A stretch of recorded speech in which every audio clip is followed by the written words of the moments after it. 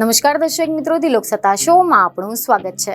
હોળી એટલે રંગોનો તહેવાર અને આ તહેવાર ભારતના મોટા અને લોકપ્રિય તહેવારોમાંનો એક છે। તેની લોકપ્રિયતા માત્ર દેશમાં જ નહીં પરંતુ વિદેશમાં પણ ઘણી બધી જગ્યાએ જોવા મળે છે।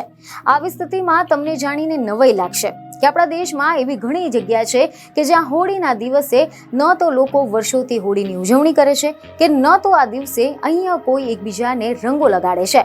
જ્યાં સમાચાર એવા મળી રહ્યા છે કે મધ્યપ્રદેશના ખારગોનના એક ગામમાં બાળકોથી લઈને વૃદ્ધો સુધી કોઈ પણ હોળી નથી રમતું, કારણ કે આ ગામમાં વૃદ્ધો દ્વારા શરૂ કરાયેલી સદીઓ જૂની આ પરંપરાને લોકો આજે પણ પાડી રહ્યા છે।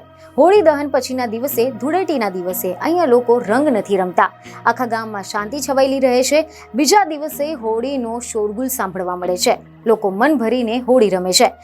રિપોર્ટ એવા મળી રહ્યા છે કે વિંધ્યાચલ પર્વતની તળેટીમાં વસેલા ચોલી ગામની, જેને દેવોની નગરી દેવગઢ પણ કહેવામાં આવે છે, આ ગામ સિદ્ધ મંદિરો અને ઐતિહાસિક ધરોહર ઉપરાંત તેના રિવાજો અને પરંપરાઓ માટે ખાસ જાણીતા છે।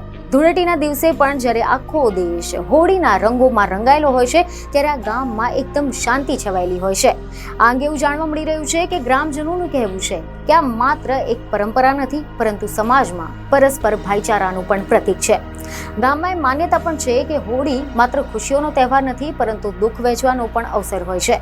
જ્યારે કોઈ પરિવારમાં શોક થાય છે ત્યારે તે માંગલિક કાર્યો નથી કરી શકતા, ખુશીઓથી દૂર રહે છે। તેથી સમાજના લોકો પહેલા એવા પરિવારો પાસે જાય છે અને તેમને ગુલાલ લગાવે છે અને સાંત્વના આપે છે, જેથી તેઓ ફરીથી જીવનમાં આગળ વધી શકે અને પરિવારના અટકેલા માંગલિક કાર્યોને પૂર્ણ કરી શકે।